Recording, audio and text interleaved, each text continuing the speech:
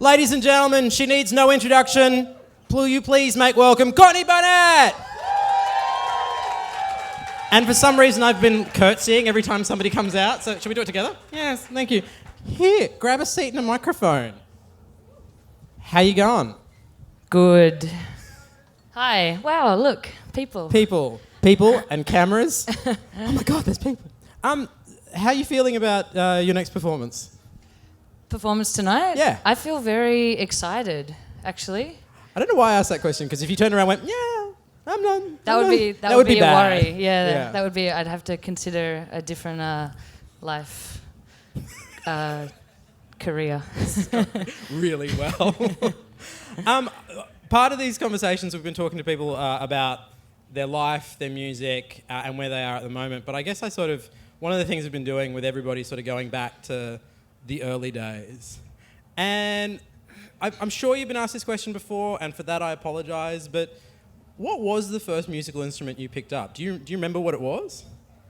I feel like it was probably a guitar, maybe a guitar or a piano. We had some family friends who had pianos, and I was just always really curious, and I wanted to learn how they worked, and and I wanted to play the drums, and then I tried to teach myself the saxophone and the trumpet, but probably, in answer to your question, guitar, keyboard. But let's talk about the saxophone years, because I feel like there's mileage in that. Is this a byproduct of it was the 90s and there was Lisa Simpson and Bill Clinton leading the lights for saxophone? Is that what drove that? You say the saxophone years, but it was probably a couple of days.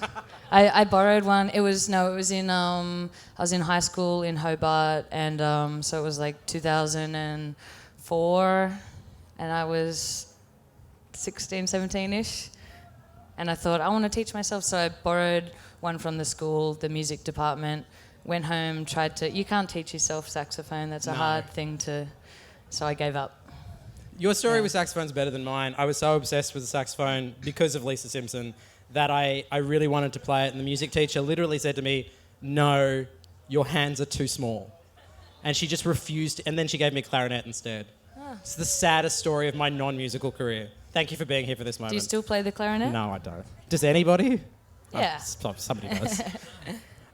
When did you first realise that other people were responding to your music? It's one thing knowing that it's good for self-expression for you, but when was there a moment when you realised other people were responding to it? I guess there's different moments throughout. I played music all through school, and I kind of feel like I've done it forever. But I guess in answer to your question, is probably I just feel like there's different answers to where that question goes and what level of, when I released my first EP, I guess people on a wider range started to listen. But I don't know. I started doing shows when I was kind of 18, and I guess people were kind of listening then, but they were just friends I dragged along to fill the crowd. When I listen to your music, one of the big sort of appeals of it is it feels there's an observational almost, it sounds almost stream of consciousness because you're sort of going from idea to observation. How do you actually write? Do you have a place you like to write, or is it something you can find yourself doing anywhere at any time? Oh, I think anywhere, but there's different places. I write a lot just into the notes, in my phone and scraps of paper and books. But, when I'm home, I've got a little desk with a typewriter, and I sit there every morning and write. But I guess I move around so much, so I think to have any kind of, one place that's the be-all and end-all is probably trouble. Do you feel more at home on a stage or in a studio?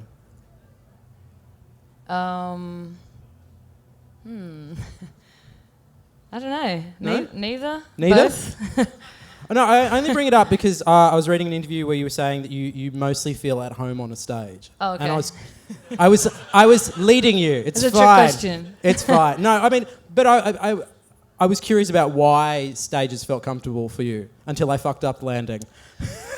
I think it's always changing is probably the fair answer, and it's kind of an even split. I think when I'm on tour for a long time, I probably get tired of touring, and when I'm in the studio for a while, I want to be out of there. But then also they both have really attractive and fun qualities as well. So I think that they're so different, and I think the stage is everything is mostly worked out. Like I kind of know what I'm doing most of the time, so there's a little bit more structure, whereas in the studio obviously I leave a lot of things to the last minute and rely on kind of impulse and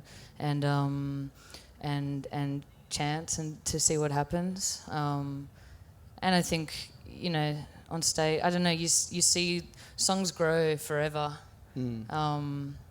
on stage, and in the studio they kind of grow up until that moment, the moment you record, and then you mixing, maybe they grow a little bit more, but not much.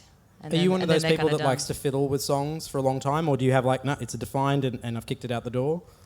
I think the weeks or months after, like between recording and mixing and blocking off an album, I probably listen like 10 times a day.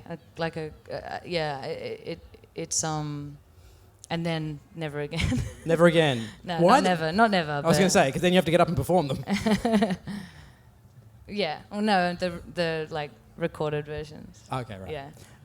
So has there ever been a song that you've put out in the world where you listen back to the recorded version and there are still things you want to change? Not really. I think like nothing that really upsets me. I think it's important to know that that's a moment in time, and if you're forever like listening back to those songs and seeing how you could make them better or make them change, then it's just you just kind of, there's no point. You can't change that. So I think it's a snapshot of that moment. I was hoping to ask a few questions about a few individual songs and just about their origins. And there's one song that I know you have talked about a lot, Nameless, Faceless. Mm-hmm. I'm wondering if you might, if it's okay, kind of pop us in the headspace of where that song came from and what was going on around you at the time. Oh, yeah. My timeline's always out of whack, but I must have written that song like 2 or 3 years ago, I guess, but it was a lot of the lyrics are based around. I remember I just read 1984 by George Orwell, and I was watching the first Handmaid's Tale, and then I was just kind of reading the news every day in general, and so yeah, it was kind of this mashup of all of those things, this kind of weird, the world that we were living in, and I kept reading. I don't know, every day it seemed like there was some new story about some fucked up thing that had happened, and then musically, I think I remember that song musically was 3 different songs put together that I was working on at the same time. So, it kind of, I thought it was going nowhere, and then suddenly it was finished. Is it like all those ideas were around and they suddenly like found their moment? You found a way to coalesce them, or was it something else? I don't know. I think up until the last moment, I remember I wanted to change part of the chorus. I kind of had this lyric that I kind of sung at the time, and then I thought, I'm going to change that. It's not right. And if you do that for long enough, then it stays there because it gets stuck, like it just becomes part of the song, and you can't get rid of it. So, yeah. Okay, no, that's good, because one of the things, I guess, because a lot of the lyrics you write are these sort of very beautiful observational that kind of takes. It's a terrible way of describing songwriting. Just go with it. Is there a cathartic? Is there a therapeutic quality for writing for you? Like to clarify what's going on in your head by putting it out in words? Oh yeah, I think I'm probably starting to realize more and more that that's why I write. I think it I don't go to therapy or anything, which maybe I should, but I find like this is a pretty productive process to just honestly work through thoughts and with kind of no judgment of, you know, when you discuss a problem or something with friends, or there's always that level of judgment, but if you kind of write secretly to yourself and maybe you could burn it afterwards, then it's dangerous fine. if you do it on your phone. Don't burn the phone afterwards. Yeah. Yeah, I think it's I think it helps me work through ideas and, you know, emotional kind of, or thought processes. Yeah. Are you ever surprised at what people interpret into your lyrics? Because if they are an act of working through something for you, right? Are you ever surprised at what other people tend to interpret from your lyrics? No, I think it's pretty fair most of the time. You know, we project stuff onto music and onto musicians, and we interpret things the way that it suits ourselves. So it kind of makes sense. I mean, sometimes, I guess sometimes people have said to me, I love how this song is about this. And I'm like, oh, it's not about that, but that's totally fine. And it could be. I think even to me, you know, a lot of my lyrics are about 5 things at once. And, you know, I've kind of maybe pieced together a bit of a puzzle of situations and environments and emotions, and it kind of carries the same meaning, but they might come from different people or places, and so yeah, I think people should have the freedom to interpret it however they need to. That's probably the most important thing, whatever makes sense to them. I guess there is that moment when you put a song out in the world where, at least to some degree, it almost ceases to be yours. It starts to become the audience. And I always wonder how that dynamic feels. And it's not necessarily framed as a question. I'm just vaguely curious as to how does it feel when you know that something you've written, and a lot of things you've written mean a lot to people. They've really taken into their heart. How does it feel to know that it has that kind of impact? I think it's very... it's a powerful thing. I think I remember reading articles years ago, reading people talk about things like that, and I kind of didn't understand. I was like, whatever, that sounds... And then I, at some point, I realized what they meant, and it's true. As soon as you, you know, print that CD, then it's kind of... I mean, the song can change over time, but I think it does. It becomes however the listener interprets it, and it could be anything. So, yeah. But I think that's a great thing. It's not. It shouldn't be terrifying. I'm not terrified. Definitely not terrified. Hey, who has questions for Courtney Barnett? We have the fuzzy microphone doobie wacky, which I believe is its technical term. On its way to you now. Whoa. Hi, Courtney.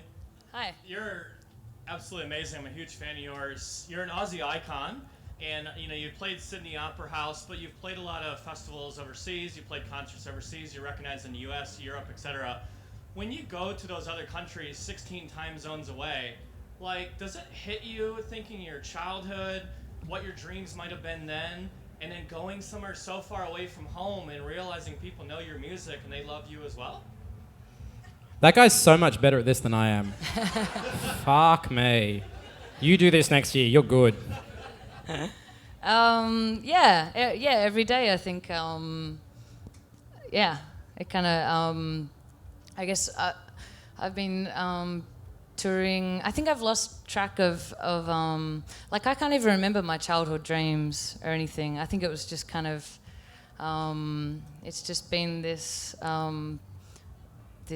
flowing thing. Does that mean there's no photos of you somewhere, like as a 12-year-old, holding up like a hairbrush, singing? Does that photo not exist? Oh, I was definitely doing that, but like I didn't know that was a dream. That's just what I like to do. I didn't have a dream of like going and touring the world, which I guess doesn't really mean I didn't think it would happen, but because I just wasn't considering. It does seem outside the realm of possibility in some ways, but at that age, right? Yeah, I mean, I think, I grew up like, on the northern beaches of Sydney, and we didn't really go anywhere, or I don't know. I just kind of had like a couple of CDs and some magazines, and we had like Rage on TV, and so maybe I didn't think it was possible, but then I think every day I never take it for granted. That's for sure. Yeah. Cool. Who else has a question for Courtney? Yeah, but there. It's not supposed to be blunt force trauma. Jesus. Courtney, your song "Need a Little Time" is so unique, especially like in terms of other singles you've released. I was just wondering what that song means to you and how you came to decide to release it as a single. Oh, thanks. It's a good question. I remember I wrote that song really quickly. I was mucking around on acoustic guitar, and kind of almost it kind of came out of nowhere, and then I remember I was going to put it first on the album, and I went on tour with Kurt Vile, and I'd finished mixing, and I was trying to get the playlist. I mean, the track order, and I played it to my friend Janet, and she was like, "That's the song. You should put that first, and that's the best song." And I don't know if she said that. That's what I heard. That's what I heard. So but I always I don't know. That song means a lot to me. I think, like I was saying before, it has a couple of different stories. Like, it's not just about one thing or person or place, and so it just carries a lot of stuff for me. So yeah. It's absolutely beautiful. It's one of my favorites. Oh, thank you. Going back to Nameless, Faceless that Marc was talking about, what was sort of the reactions you had to that song? Did you let it get to you, or were you just like, whatever, people are going to have this reaction?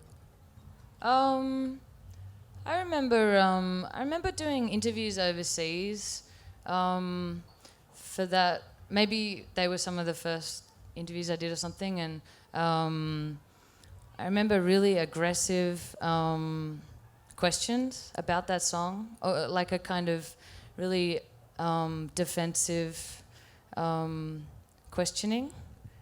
Can I ask what kind of questions? Like, be as general as you want, just for context. Well, people were kind of like, I remember it was a couple of men, but it was also women, and they were just like, "Why are you so angry?" Like, they were angry at me for being angry, or for feeling. It was just, I can't quite explain it, but I was a bit confused. Like, I found it defensive behavior. Like, when you know that, you kind of, I don't know, when you recognize a certain behavior and you're defensive about it because you recognize it. But otherwise, it was also, I think it had a lot of positive kind of attention as well. Do you think that behaviour from those interviewers, do you think that's defensive because they they recognise behaviour within themselves or stuff that they've seen in the music industry, and is that where that was coming from, you reckon? Yeah, sorry, I'm not explaining it very well. I think, okay. I think that, I had it and it's gone. I don't know. Yeah, sorry. No, it's fine. I guess the thing I was fascinated by is like when that song gets talked about, it's interesting because it gets written up as like, this is Courtney Barnett's Me Too song. And as you said with all of your songs, like all of your songs have a combination of things feeding into them. And even within that song, it accesses a few different points of view. And this is the reading I take away from it. And feel free to tell me if like, no, Mark, you're fucking wrong. It's cool. But I'm wondering, like, do you feel like the way that song is talked about is reductive at all? That to reduce it down to that one thing, or is it a fair sort of summation of it?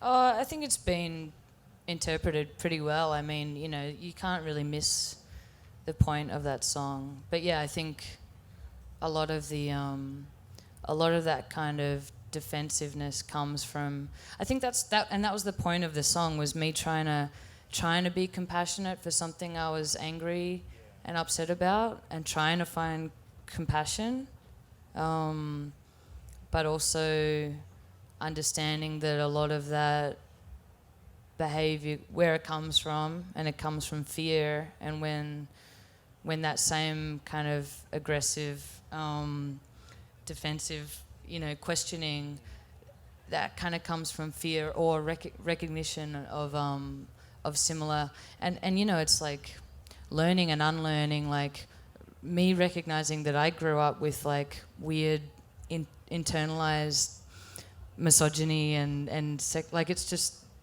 like sexist kind of even like internalized homophobia, racism, like it was all there because it was my like what you soak in from around me growing up, and then growing up and realizing that it's you know, what's wrong and what's right, and unlearning those kind of. So I think I find that a lot of that defensiveness comes from recognizing it, but then not admitting to learn from it or unlearn from it. It's like people that refuse to take that next step, like they're uncomfortable because they can see it, they know it, and then like, oh, but I'm not going to respond by addressing my behaviour or behaviour of things I see around me. It's like that, the people that like teetering on the edge. Yeah. Who else has a question? Be careful with that thing. It's actually very cuddly. Courtney, how much of your songwriting is about you observing the world around you? Like, say we all lived and grew up in some utopian Scandinavia or something, like, do you think you'd still be making the art that you do?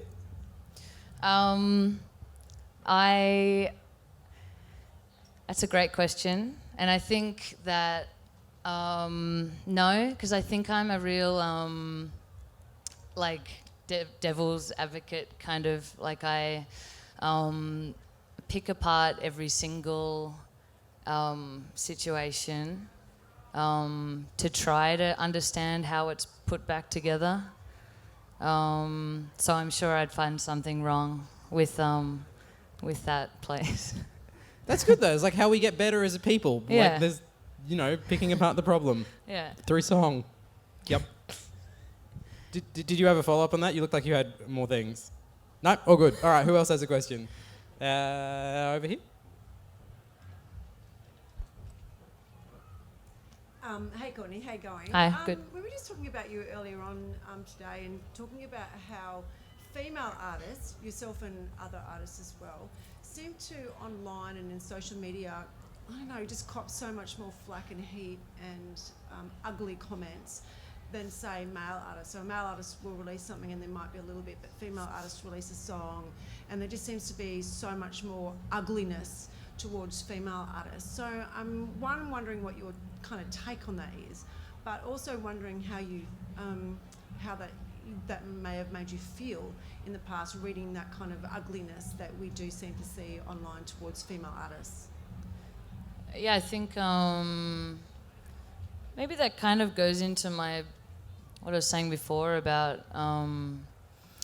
how it's I feel like it's a lot of like internalized behavior from when we grow up, and I think, to be honest, I think a lot of when people were asking me every now and then why I was suddenly so angry, which I felt like I'd realised. I guess up until then I just kind of thought it was normal, maybe, and then recognised that it was not normal, and so that's frustrating in itself. But that wasn't the question. I don't know. It's been a kind of revelation the last few years. I think maybe my head was buried up until then, but yeah, I don't know. I think it says a lot about I can kind of read between the lines, I think, of a lot of those comments, and if you understand where they come from, that that place, it's not like it's real, it's just that person's own issue. But then I guess the issue is how to dissolve that way of thinking. Well, you're very diplomatic about it, because I call bullshit on that. Has it changed the way, because you've got all the social media platforms, you've got Twitter and Instagram, and does it change the way you approach the internet? Yeah, I mean, I use all those things, but I guess I don't really use them. Yeah. Like, it's over there. I know it's there. I don't really want to engage. Yeah, I think it's a weird, it's an ongoing kind of understanding of human behavior, all of those levels of stuff. And I think there've been moments where I've taken it really to heart, and sometimes, people say things and it might be true, and that's why it hurts even more. But then most of the time, it's not. It comes from that terrible, some other place. But yeah, I don't know. I try to just be like, whatever. It's just. Who else has a question? There's one up the back and then one down here, I reckon. Hi everyone. Hello. Hi. Hi, Courtney.